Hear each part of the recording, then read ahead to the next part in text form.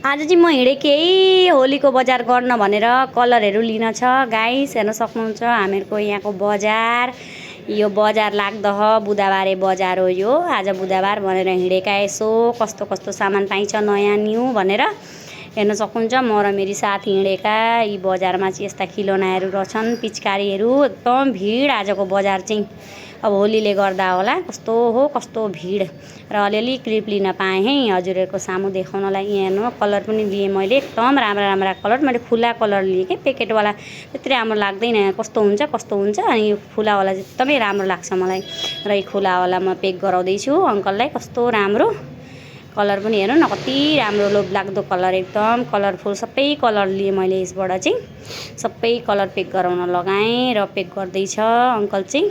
र अब यहाँ हेर्नु न रातो पनि कस्तो राम्रो कलर कति राम्रा कलर नि त।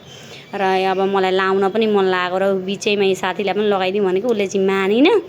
र जबरजस्ती उसलाई पनि लगाएर आफू पनि लगाएँ अलिकति। एकदमै धेरै राम्रो। झोला हेर्नु न कहाँ टाँगिरहेछ, यस्तो भिड होइन। अब बाबुलाई पनि लिएर गयो कि गोलगप्पा खान पस्यौँ हामी चाहिँ। यहाँ गोलगप्पा खानलाई एकदम खाना खाउँ लाग्यो। अनि गोलगप्पा पानीपुरी खानलाई धमाधम छ। हेर्नु न बजार